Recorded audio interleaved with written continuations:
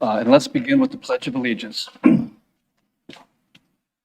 Pledge allegiance to the flag of the United States of America, to the republic for which it stands, one nation, under God, indivisible, with liberty and justice for all. Thank you. Okay. Karen, are we in compliance with the Freedom of Information Act? Yes, sir, we are. Okay, would you please call the roll? Certainly. Mr. D'Arienzo, Here. Campbell, Here. Mr. Hens, Here. Lobow, Here. Whaley is attending remotely. Diebold, Here. and Mr. O'Neill is excused. And I haven't seen Mr. And Neal. Mr. Mueller is on his way. I just got a text from him, so. he'll Thank be you. along there. Great. Okay, the commission has all received the agenda in advance of the meeting. Hope you've had the time to review that. First of all, staff, are there any changes to the agenda? No, so then could I have a motion to approve the agenda as stand? Commissioner Hens, supported by Commissioner D'Arienzo. All in favor, please raise your right hand. Passes 5-0. And we have minutes also that were a part of your packet from the May 17th, 2023 meeting. Are there any additions or corrections that anyone wants to offer to those? And if not, may I have a motion to approve those minutes? I'll make a motion to approve. Commissioner Lobow, supported by Commissioner Campbell. Again, all in favor, if you'd raise your right hand. We have a 5-0 vote. Thank you.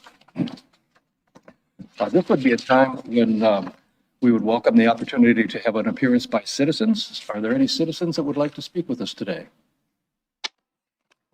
All right, we will have other opportunity later in the meeting when we get on certain topics, but I don't see any. Karen, for the record, did we have any portal comments?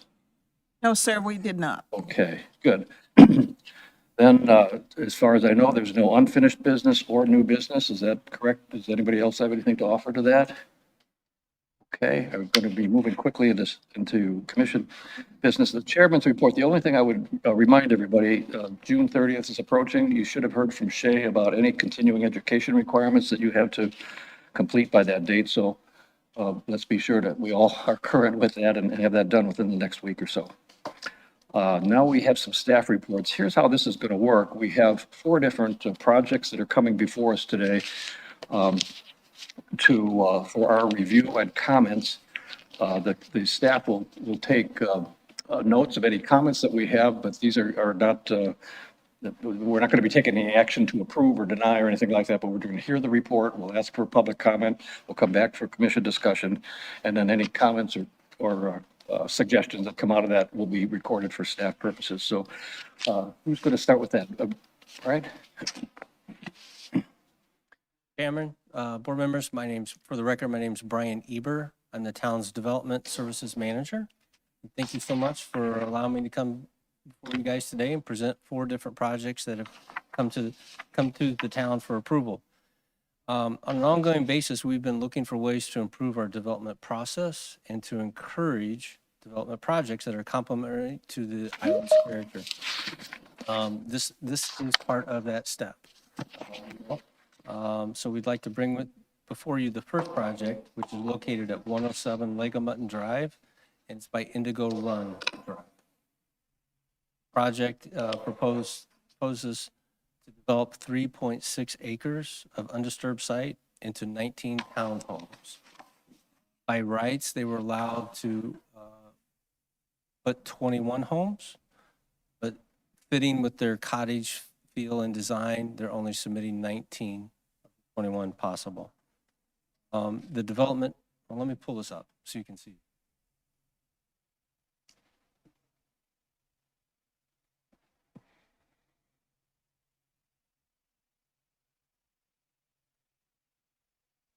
Different, and these are just building, they're not building footprints, they're just kind of triangles where the buildings could go.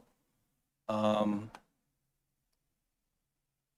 included functional open space, as you can see here and here for the neighborhood.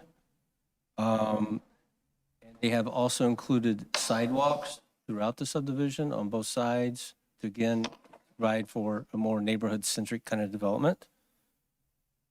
They have also included what I'm referring to as a modified hammerhead design to allow for better access, especially at the ends of the hammerhead. Oftentimes those get overlooked and people have a real problem backing in, getting out at the same time. And there might be opportunity if the HOA allows for some parking, temporary parking in these locations as well. The attached plans were revised. These are revised plans after the town's initial review corrections report was submitted to them. And the revisions addressed 25 of the 27 comments that the town had at that time. So the submittal is still currently under staff review at this time to ensure that it does comply with the current LMO requirements for this development. Brian, is the road on the far right-hand side of the diagram, is that Leg of Mutton? Is that where the access is to the? Yes, sir. This is Leg of Mutton here. This is, I think, believe the church entrance, kind of right across the street from it.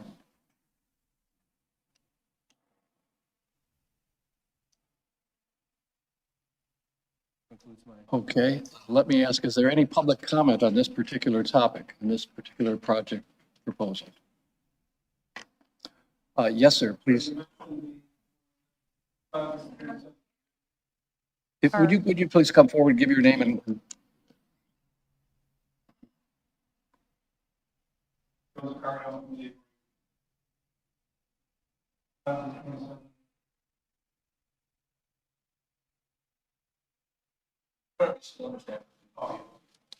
Okay, thank you, sir. I don't see any other public comment. Commission comment, suggestions?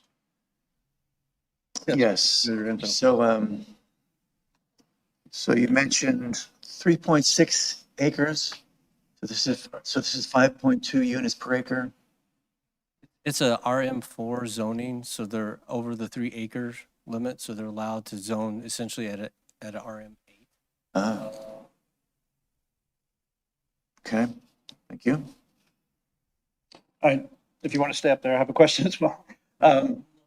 The units, I was not clear, do these have garages or no garages? No, sir, these are cottages, so their garage doesn't exist. They just have parking. Okay, and is the parking, the spaces in front, is that intended for 2 cars? 2 cars. Okay, so my personal concern, having lived in my current neighborhood and previous neighborhoods, is that there is no accommodation for parking for visitors. And I know there's those 2 little turnarounds, but if both people's cars are in the driveway and they're going to have visitors or holidays or birthday parties or things, where are those folks going to park? And so when I see neighborhoods that are this tight with such limited parking available and the occupants' cars are going to be in the driveway, I just don't know where those cars, the visitors' cars are going to go. And so it's a safety concern, and it's a concern overall of where those cars could go. So that's my initial comment. Thank you for that. Thank you very much. For Commissioner Mueller's purposes, we're studying the proposed development on Leg of Mutton Road for 19 cottage units. Ryan is available to answer any questions you may have. Right. First, I see some varying setbacks in the front units, but in the back units, pretty much stagnant. Correct? Are trucks able to, like a delivery truck for furniture or moving truck, are they able to get in and out easily, or is?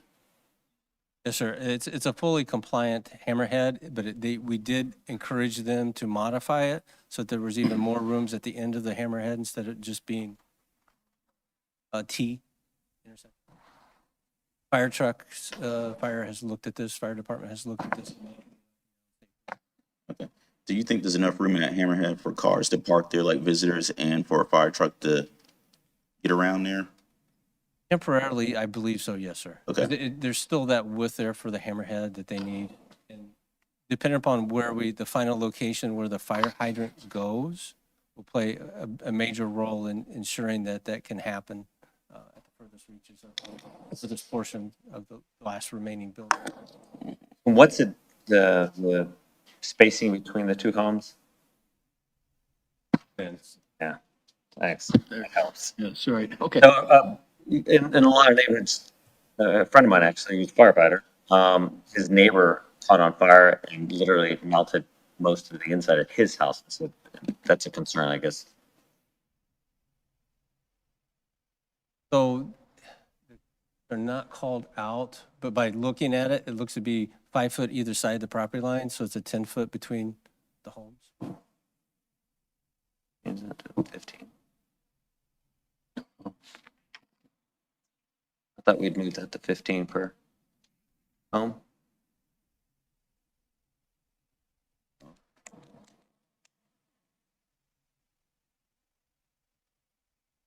And you said the permitted density was 21 units and this is 19 or 22, was it?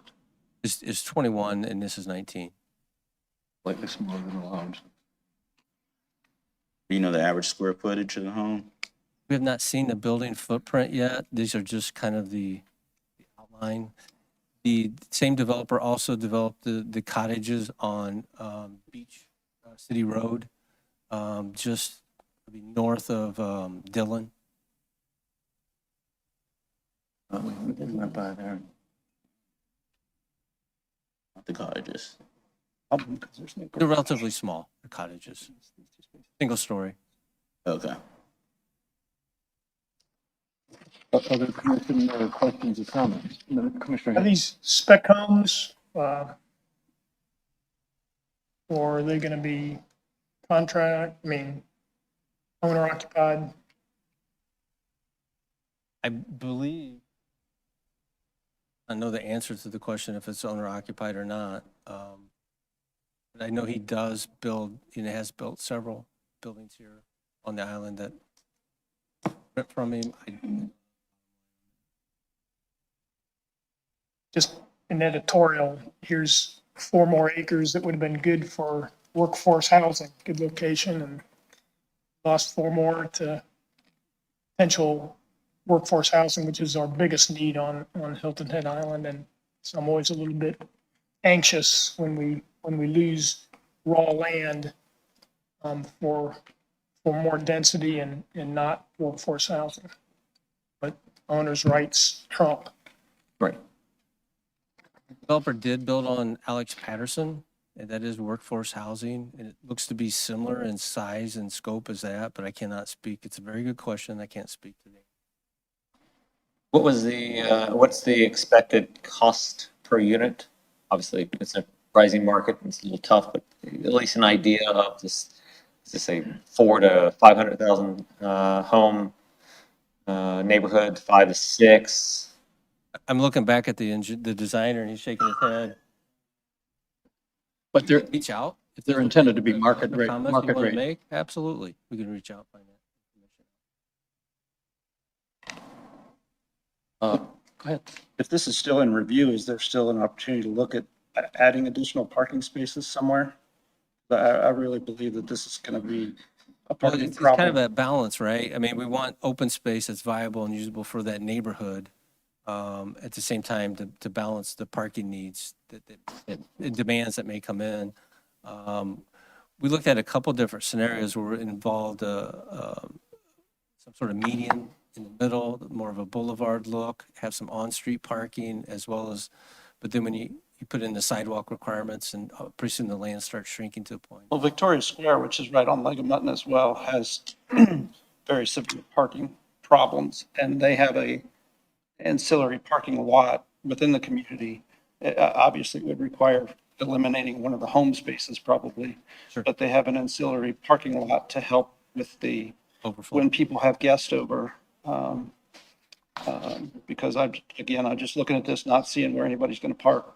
If everybody's home and they're having guests over, we're going to have cars parked all over Leg of Mutton Road, and I'm just not sure what I'm seeing here. But just Thank my you. comments. Absolutely, absolutely. Thank you. Okay. Would the designers and the organization, the developer be applicable or would consider maybe some variance setbacks. That's one of the things we've been discussing here as a group. And it's also within the town, that's a thought that we've had that, you know, when you have a monotonous row, it has happened in a couple instances, and it's a drastic difference from a neighborhood that has variance setbacks and different type of models of homes versus one specific one. I figured there's gonna be, that you can choose 2 or 3 different type of homes, right?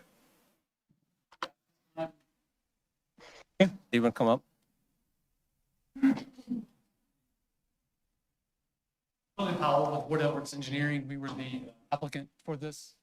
At this time, we do not know. They really haven't developed any kind of models to go in here. I mean, he's used the word cottages. I think Brian used the word cottages a couple times. So I think the intent is for it to be a single-story, smaller type home, but he really haven't developed any kind of models at this time.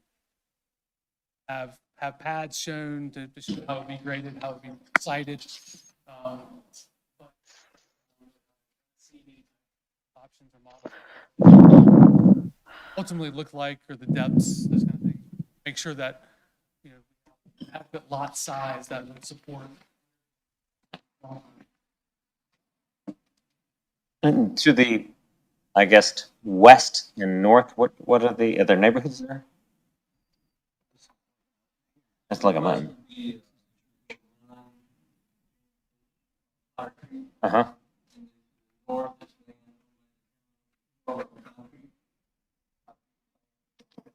Fire that you use currently as a lay down yard, I know where it is. fence around it. Yeah. Okay, I'll laugh. Alrighty. Commissioner Whaley is participating virtually. Ellen, do you have anything to ask? Yeah, I do have 2 questions. Thank you, Bruce. I'm going to echo what you've heard already, which is it's difficult to understand if these are going to be residential homes, and this is going to be open parking for each of these cottages that while I commend them for only putting 19 in a space they could have put 21, I believe that if it were a holiday and there were, 2 or 3 of these families had cars parked there and there was a emergency, I just don't understand how emergency vehicles could get through that right of way, that road that they've built through the property. So again, my comment would build on comments other people made, which is, and it probably does mean moving or reducing one of the spaces for a building, is there's got to be overflow parking somewhere here. I just don't think it's safe, even though the road itself has been looked at by the fire department. We've seen situations where, and I don't even know does anybody know if you're allowed to park on Leg of Mutton Road? If that overflow went to Leg of Mutton Road, then we're pushing the safety issue out onto Leg of Mutton Road, which I don't think is appropriate or fair to the people there, especially since the entrance to the church is across the street, people swinging in and out of there, especially around the holidays where churches are going to be busy with their own events as well as their services. So, yeah, I'm not happy looking at this from a parking perspective. Second question is, they haven't designed the actual structure itself, but they seem to have boxed out space. So if it's a 1-story, what was contemplated by the space that's there in terms of square footage? Like, what's the range roughly? Good afternoon, this is Willie Powell again. I don't have the numbers in front of me, but I want to say the rectangles are about 30 by 50, 30 by 60.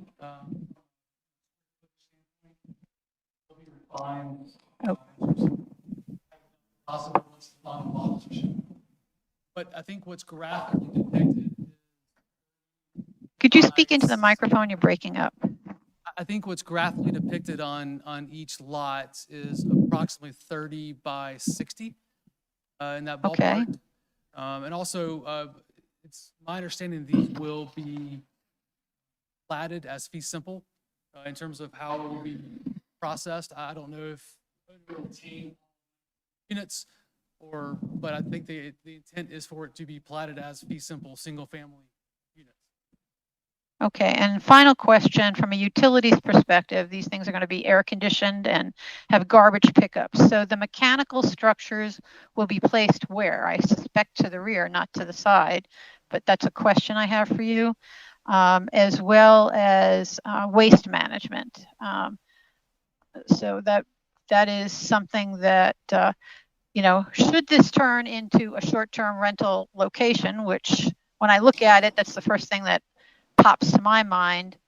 One of the biggest problems we've had on the island with short-term rentals is garbage. So could you speak to where the mechanicals would be, how they would be housed or encompassed or shielded? And again, the size of the road and the size of our garbage trucks around here. What was envisioned to handle that? Thank you.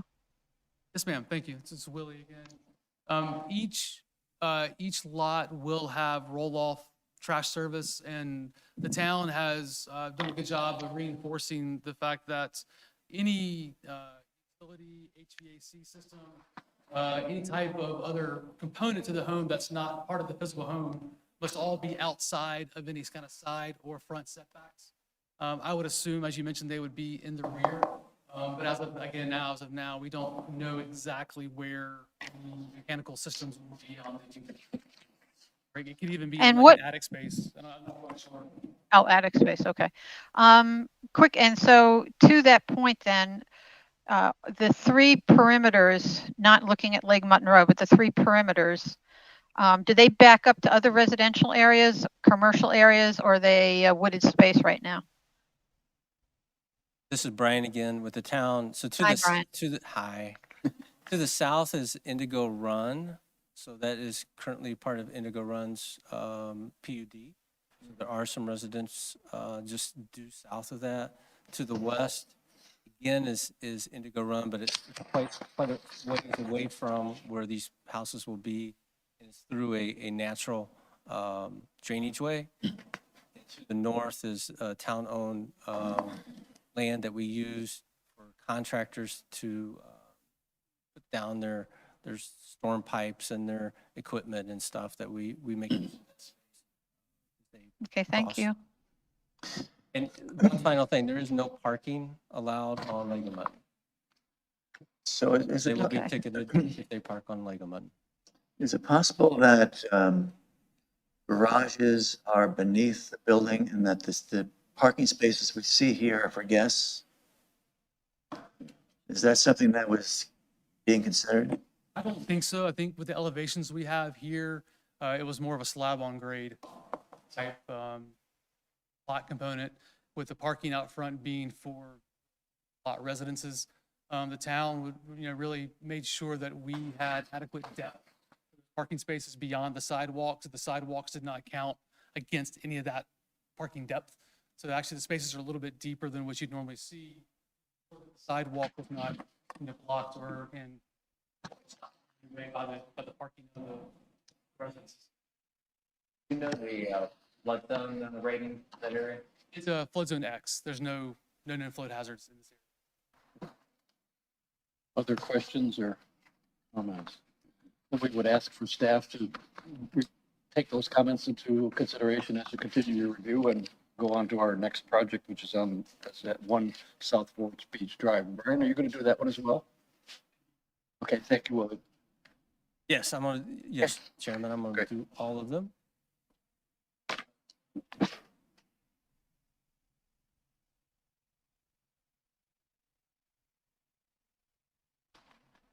Excuse me, is this going to be the beach house one?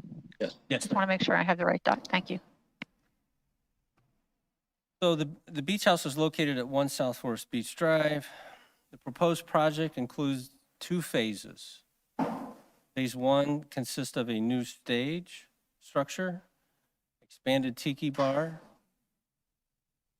a complete pool area renovation, and a new access path that will be used by the town and our beach contractor to access the beach. Let me just get you to plans. This is kind of showing the existing site conditions that we're going to be discussing. It's mainly on the seaward side of the development. They're looking to do the improvements.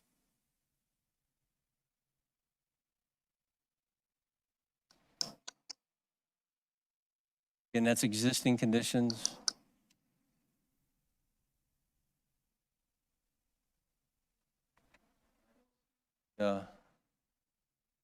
Proposed condition.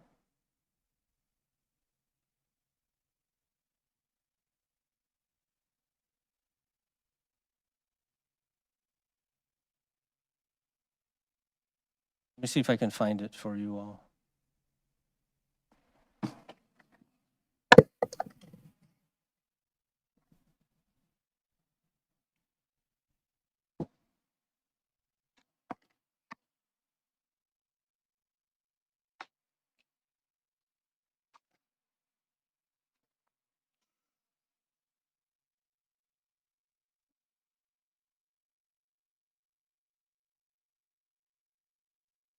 I don't think it'd be fair to talk about it without you guys seeing what the actual.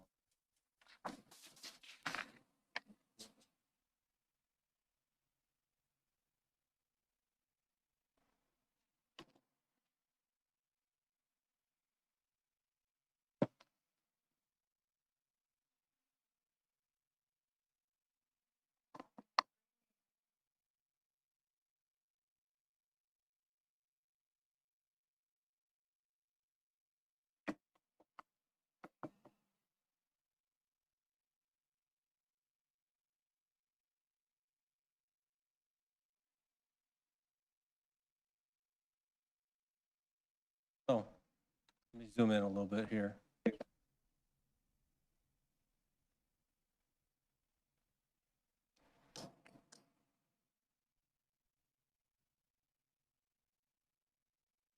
The area, this dark shaded area is the area of the new pool.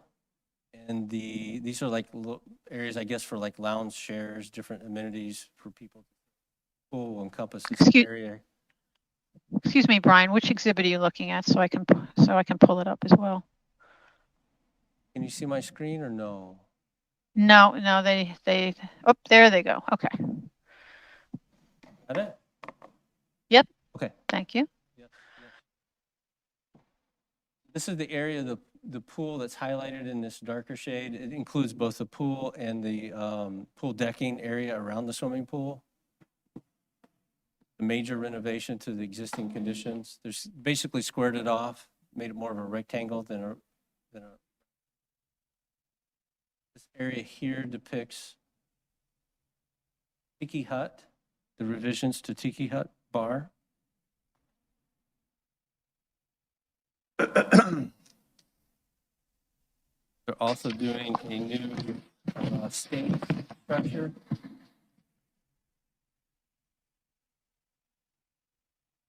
And this is the area I spoke about that that the town and its contractor will use to access out to the beach for daily services and emergency services. This is scope for phase 1. The scope of work for phase 2 involves the construction and installation of a pavilion located up.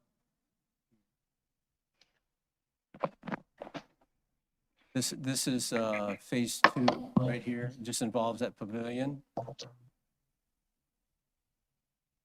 And the BZA has granted a variance to allow that pavilion to be constructed and encroach into the town's coastal protection area overlay district. Both phase 1 and phase 2 will need approval from their Forest Beach Owners Association prior to the town being able to approve the plans. The attached plan set is the second submittal, which town staff has reviewed, and we sent our corrections report to the applicant last Friday concerning our comments. This project will also need DRB approval for both Phase 1 and Phase 2.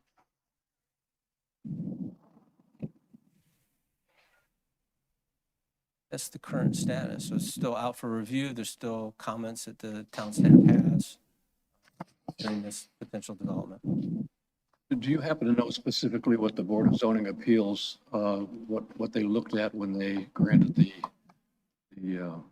variance to, what did it have to do with dune, anything to do with dune management or dune protection? So town staff looked at the 4 criteria that you have to look at and applied that towards the project. And then the applicant also submitted their reasoning behind how they comply, how they feel they're in compliance with 4 criteria to grant the variance. And the BZA committee chose to grant this variance. But it was just a slight encroachment, is that what you called it? It is, and if I move Ellen here a little bit, sorry, Ellen. I think it was like 15 feet, 13 feet.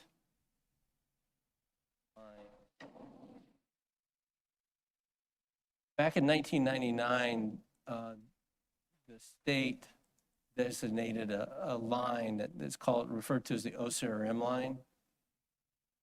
That OCRM line was set in 99.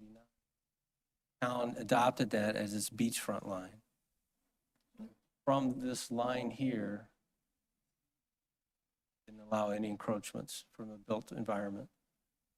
So when the state in 2017, maybe 16, when they decided to move their line further seaward,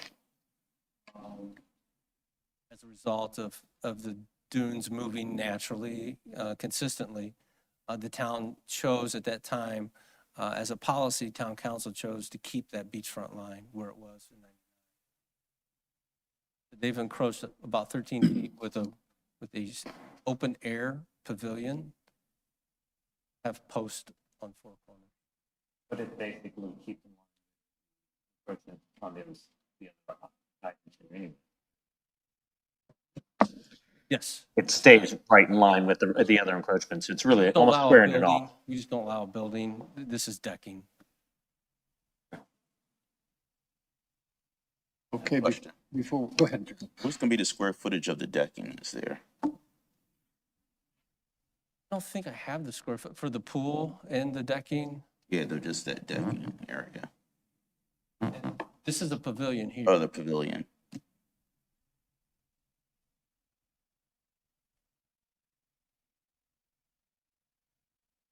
About 30 by 40 in size. I don't have the exact number off the top of my head. Okay.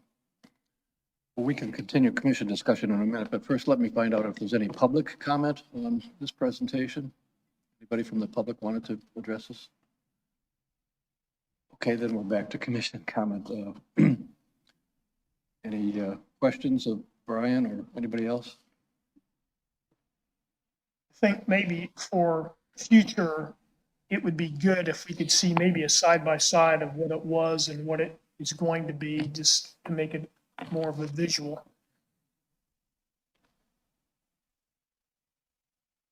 Thank you for that. I can take you back to the pre-existing condition plan. That would be of some help.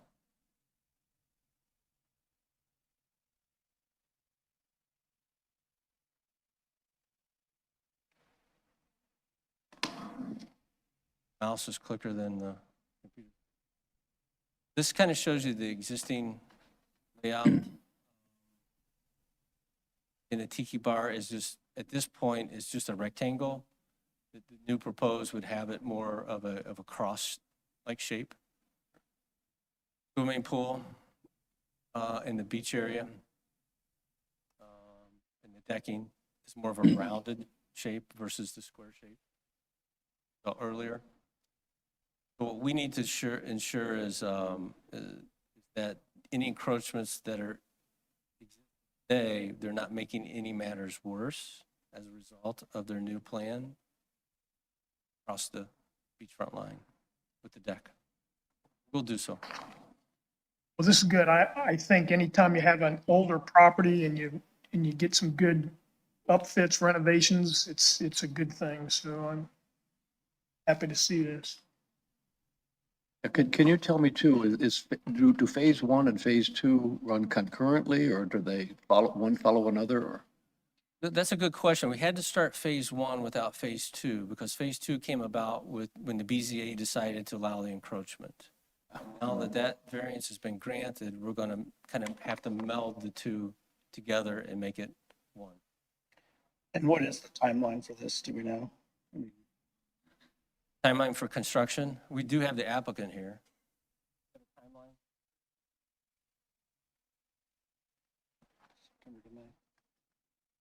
Suggesting maybe September. That egg.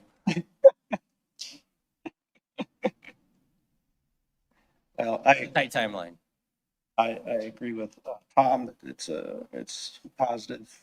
I've been to that property many times, and I know it went from being a Holiday Inn branded property to an independent property, and I think these are great improvements as long as they follow the guidelines and rules as far as the beachfront. But they look like very, very good plans.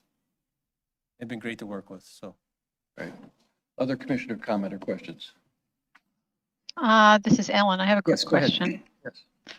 Thank you. Brian, when I look at the schematic of the proposal of the pavilion, I'm familiar with that property as well. Are those cabanas space new, and did the addition of the cabana space force the encroachment? I guess what I'm asking is, if you didn't have cabanas, would you have needed the encroachment? Yeah, if the cabana is considered a building, then it would not be permissible beyond the town's beachfront line. Yeah, I'm asking a different question. I don't think those cabanas existed before, so that's an addition. Is that a correct assumption based on what I know about the property? Yeah, I don't believe that there's any cabanas out there today. Okay, so and I like the idea of cabanas, but it looks like by adding the cabanas, it forced the encroachment on the pavilion, correct? In other No, words, I if don't those think so. cabanas weren't there and the pavilion, that event space they used on that side of the hotel, were on the footprint that was there for the event space closer to the pool, you wouldn't have had that encroachment because those cabana units look like they've got to be about 10 or 15 feet themselves deep. You know, they had a proposal to skinny it up a little bit, but with the pavilion, but they decided to, because everything is essentially eligible for a variance, they were allowed, and they moved forward with what the original plans was. I think they need that event space. It's a little bit smaller than the tent that the town has permitted in that same area for a number of years. So it's actually a smaller footprint than what is out there during their normal tent operations. I don't know if that answers But your that questions. the original tent went probably where the cabana, the uncovered part where there was no tent, or where the new cabana space is now going to occupy. Is that correct? Just trying to understand the space. The cabana, first of all, the cabana spaces were not there. Correct. So they added those, correct? Correct. Okay, and what's the depth of those cabana spaces? If I have the applicant here, maybe I'll have. Yeah, Commissioner Whaley, Jay Wendell is here to add some context to these comments. So, Mr. Wendell. Hi, Thank- Jay Wendell, thank you. 18 Manor. So Can you speak into the microphone when Yeah, you're, yes, when ma'am. you're not near it? I can't hear. Excuse me, can you hear me now? I can, thank you. Okay. The positioning of the pavilion is a space that is currently unoccupied. When it is occupied, it's occupied by a tent. Correct. That tent is actually larger than the pavilion we have proposed here. So this is actually a Okay. smaller structure in a space that is currently occupied by permit. I think 26 times in the last 2 years had a tent there. Okay, so that doesn't answer my question, but maybe I didn't phrase it correctly. How deep are the cabanas? And if there were no cabanas there, would you have needed the variance? No, ma'am. The parking lot hindered our ability to relocate that pavilion. The cabanas are currently sitting in a space that is currently pool deck. And Okay. Jay, this is Lance. If I, can you hear me? Yes, Yep. if you would. Yeah, I can answer that question on the size of the cabanas if you'd like. They're 10 by 10, 10 foot by 10 foot square, and they are an FF&E item or a non-purpose-built structure. So they're going to be a lightweight open air structure built by Catal. So they will be affixed to the ground, but essentially bolted to the ground. But they're 10 foot by 10 foot square. Okay. So I'm just trying to get a visual. So what I heard you say, correct me when I'm wrong, is that the cabanas will sit on what was previously open deck space around the pool. So that has not been expanded. So following what Mr. Walker said, that's a roughly somewhere around a 10-foot plus wide deck today, the pool deck on that side. Well, the deck is being removed. I mean, it's a completely different shape, right? So everything is Oh, okay. You're moving being from this. reimagined. Okay. Yeah, all of it. Basically, we're going to bring everything, all the pool, the existing paving, in that zone is going to be completely renovated with improved finishes and an improved overall experience. Okay, so the pool is, you're going to take it out of that kind of circular island kind of feel to a different type of shape. So you're making better use of the spaces. That's Absolutely, yeah. It's a okay. completely updated space. Excellent. Thank you. I appreciate that. Thank you. Other commissioner questions on this topic? Okay, then again, we will ask staff to take those comments into consideration as they continue the review, and we will move on to the third one we're going to talk about today, which is the Holiday Inn Express. And Brian, you're up again. Thank you, Chairman.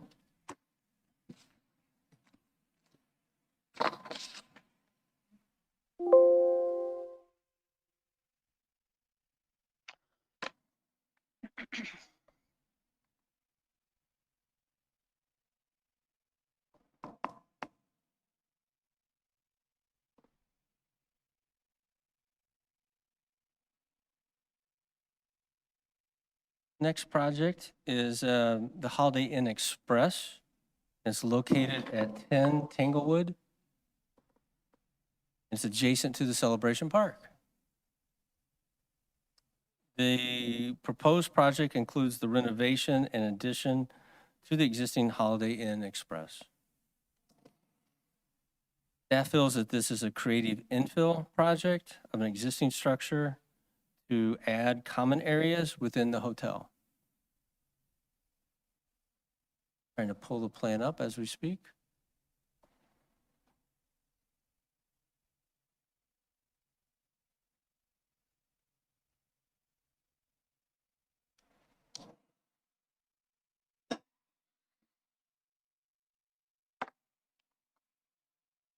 They will be adding a covered drop-off area as well as doing some parking lot improvements for circulation purposes. They will mimic the similar landscaping plantings that we did at Celebration Park. They're using the same firm that we used part of that park development. They are also including a new access, ingress egress access location directly onto Tanglewood, aligning up with the existing entrance across the street. From a safety perspective, that's a good thing. They have submitted to the town a second submittal, revised plans based upon the town's initial corrections report. And currently it's under staff review at this time. Project did go to DRB because it does involve building alterations. And so the DRB has reviewed this twice and has approved their submittal.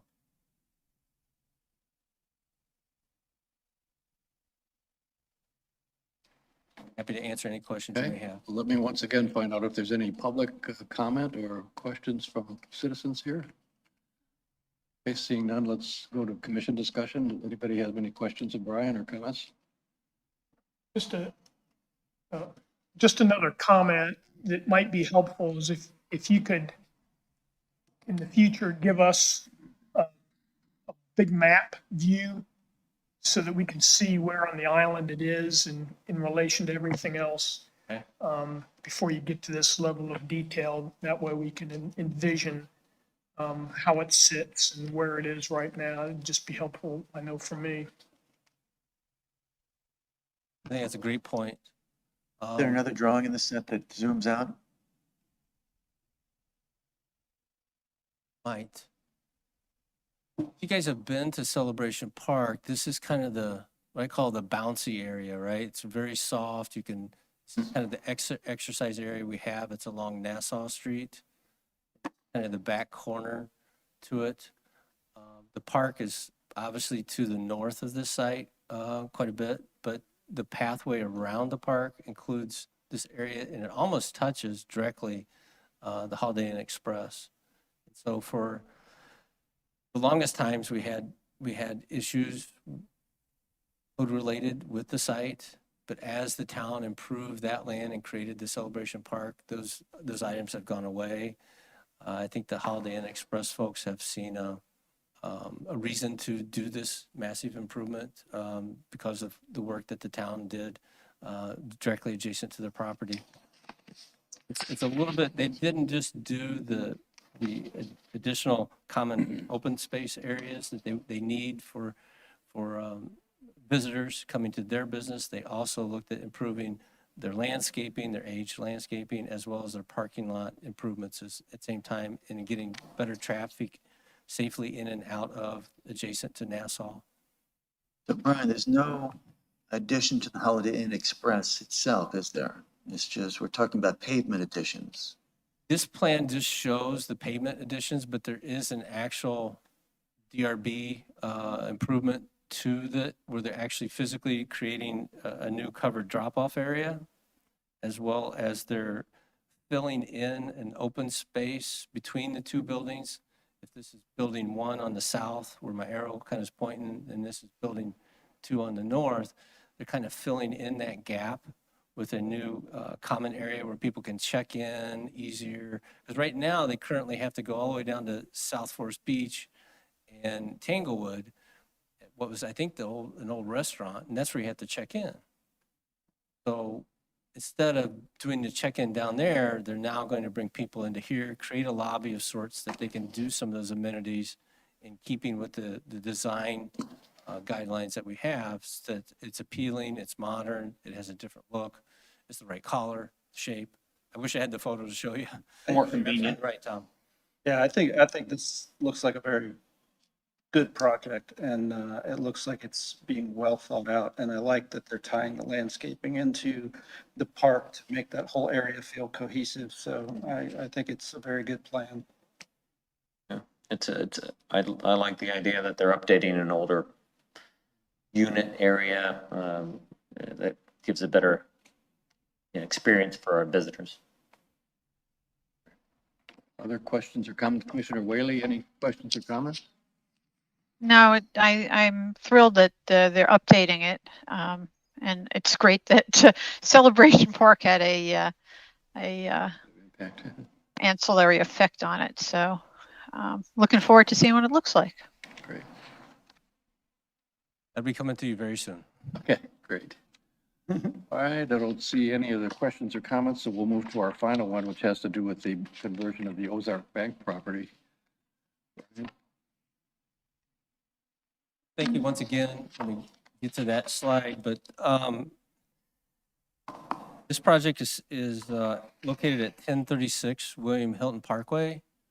Some people remember it as the Ozark Bank property. 5 feet beyond. This is just kind of a rough schematic of one of the plan sets for the plan. But the existing site, as you might imagine, had a fair amount of nonconformities related to it, where today this is nothing that we would approve. You know, the drive-through and the buffer and all those sorts of of obstacles that we would say no to today. As part of this project, the applicant has seen fit to eliminate a large section of the drive-through completely, eliminate the actual where you park, drive and exit out. And so the nonconformity issues have really been lessened to the maximum extent practical for this development. But the great thing is that there's 7-unit multifamily buildings that they're going to have here. And these have already been, I believe they've been approached by Sea Pines Resorts for their staff as a place for workforce housing. So this is really a conversion of an old bank directly for workforce housing program. So I think it's a very creative use. They are going to have about 600 square feet of office space associated with this development. I think it'll also allow some future opportunities going forward they might want to consider in future sites as well, instead of just strictly building envelopes for people. So we have received the second submittal for this plan based upon the initial comments and meeting that we had with them. And it's currently under staff review at this time. The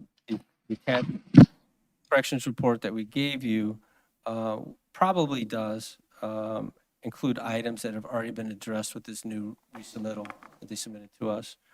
I guess that's the other thing we didn't really talk about. As well as bringing things before you, we've set up another review. We affectionately call it the DIRT meeting. We have a design review team of staff. We get to meet and sit down and listen to the applicant. And so they get to ask questions. What does, corrections number 12 mean? That mean to my development? So we're able to speak in plain English. And so it gives them a lot of guidance going forward, because we had a healthy DRT meeting with them. And several of the applicants today, they're able to bring back forth to the town, something that's more in keeping with what we're all striving for, improving. They have submitted their building plans for this site, and they're currently under review as well. The other status note you should know is that this also did go to DRB, and DRB did approve this development. In the future, we'd like to limit the DRB review until after it comes to the Planning Commission. So in case there are major modifications that you all have in mind, would like to see change, we'd like to see that DRB happen after it comes to Planning Commission. Major subdivisions and for major DP. Okay, again, before we begin commission discussion, is there anybody from public with a citizen comment on this project? Seeing none, we'll go to commission comments. Any questions or comments of Brian on this one? John? Is there gonna be enough parking here for the commercial and the housing? Yes, sir. They do meet the parking requirements for the housing at this development. But to be quite honest with you, what we've heard from Sea Pines Resorts is that their bus there, they don't really have a vehicle to park. So they've gotten creative with the bicycle situation. So there's going to be a lot of bicycle parking available, because that's mainly what the people that live there have access to. Other than that, they have a shuttle. They have access. But it does meet the requirement per the size of the building, number of units that they're parking. And I have a question that may be beyond the scope of what you can answer, but it's just kind of a general question. When we see projects like this, where we're taking a building and putting it under the moniker of workforce housing, is there anything that restricts it from being flipped over instantly to short-term rentals? Meaning, can a project like this have some requirements that the leases be for a year or some period of time for some period of time? Again, I realize that may be beyond the scope of of the question that you're prepared to answer, but I'm just curious because I'm presuming we're going to see lots more of these types of projects of buildings being converted, at least hopefully we will, to workforce housing. And I'm just curious how they stay in that workforce housing moniker as long as they can. It's a great question. I'd like to get back to you on that. Commissioner Hanson. Yeah, I think that's a great question too, because this is exactly the type project we're looking for, and I just hope it turns out looking nice as well. But that's what I would like to see too, is I would like the knowledge that this will continue to be great workforce housing for Sea Pines employees. It's ideal. We are aware of another one that they did just down the road on Target Road. Sea Pines owns it, right? So we're going to hang on to it. So it's a good question, and I think we'll follow up with you on that. So the But on property, that one, Sea Pines owns it, so there's more control. This one, to Chuck's question, they don't have that control. right. Did you have another question? No. I see that it's 7 units for housing, but what is, it's mixed use, so the other units, how many other units would they put in? It's all housing, all housing. except for the office space. It's all housing. So it's 1 office space, 2 office space. Just 1 office space. They would have preferred to have 8, but they didn't have the density allowable for the eighth unit. Don't have the acreage. Very close. Anything else? Okay, well, thank you so much, Brian, for your explanation on all of these projects. We appreciate learning about them from you. I don't have anything else does anyone else have anything to offer for today's agenda? Not, we are going to stand adjourned. We're good.